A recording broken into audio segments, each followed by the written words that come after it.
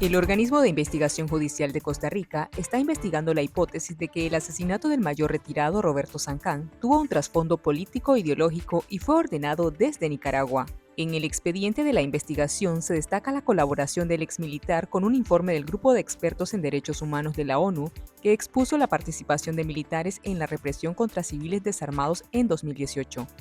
De acuerdo a un testigo que declaró al OIJ y que aparece en el expediente, la mayoría del informe del GREN fue basado en la investigación que realizó Roberto Sancán. Según el expediente judicial al que tuvo acceso confidencial, el crimen tuvo características de ejecución por encargo y fue perpetrado de manera profesional, lo que refuerza la hipótesis de que fue planificado con premeditación. En febrero de 2025, el GREN publicó un informe en el que determinó por primera vez la participación del ejército en la represión contra las manifestaciones de 2018. El administrador de la aduana de Managua, Ernesto Torres, prohibió el pago a los gestores aduaneros para la agilización de trámites y amenazó con cerrar a las agencias que no cumplan con la orden. La medida ocurre tras una serie de denuncias de corrupción que asfixian al sector privado. Sin embargo, la orden está enfocada en erradicar la corrupción no autorizada, pero calla sobre la corrupción oficial en las altas esferas del poder.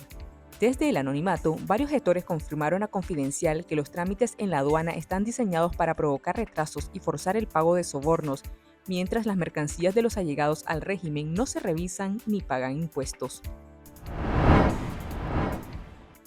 La justicia al mando de Rosario Murillo condenó en un juicio secreto a 15 años de prisión al coronel en retiro Carlos Brenes y su esposa Salvadora Martínez Aburto. La sentencia por el supuesto delito de traición a la patria contra el militar patriótico fue revelada en una resolución de medidas urgentes de la Corte Interamericana de Derechos Humanos, que confirmó que el fallo se emitió en un contexto de absoluta opacidad judicial. La pareja de 70 y 68 años respectivamente fue detenida por la policía el 14 de agosto de 2025 y desde entonces permanecen en condición de desaparición forzada. La Corte Interamericana advirtió que no se ha podido verificar su paradero y ningún familiar o abogado ha logrado tener contacto con ellos desde su arresto. Exigió al Estado controlado por los Ortega Murillo informar sobre su ubicación exacta y proceder a su liberación inmediata para proteger su vida e integridad. La Comisión Interamericana de Derechos Humanos otorgó medidas cautelares a favor del ex asesor presidencial Bayardo Arce y su familia cercana, debido a las condiciones de su encarcelamiento y a los riesgos de su salud que enfrenta. La solicitud divulgada por el organismo detalla un régimen de aislamiento severo y la falta de atención médica para sus padecimientos crónicos.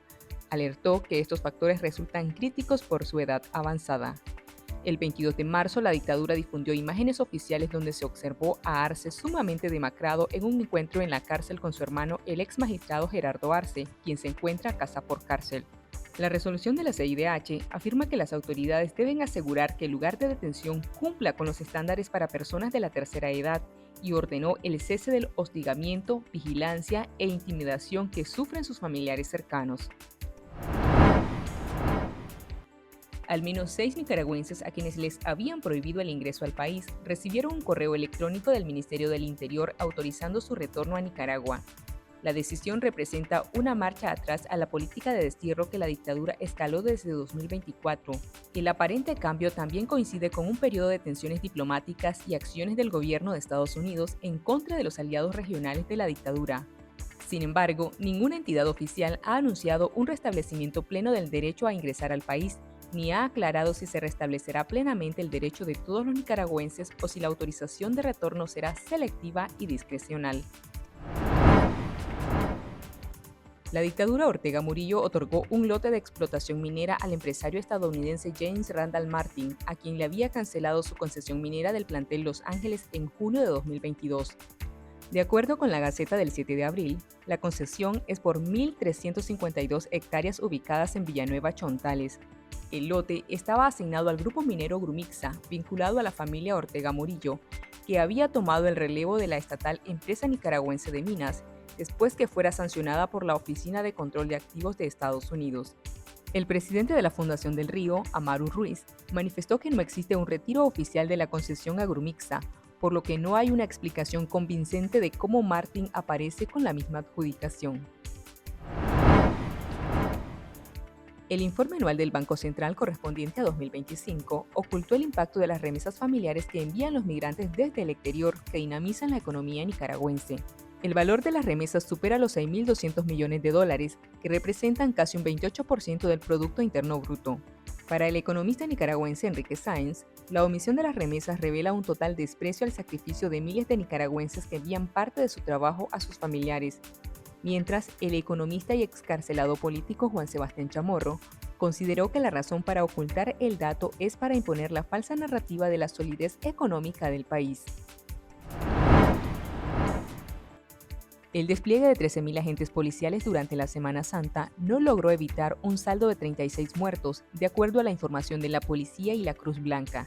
Esta fue la primera Semana Santa bajo el límite de velocidad de 50 km por hora impuesto por el régimen en junio de 2025. Sin embargo, el exceso de velocidad persistió como la causa principal de las fatalidades con 9 casos registrados.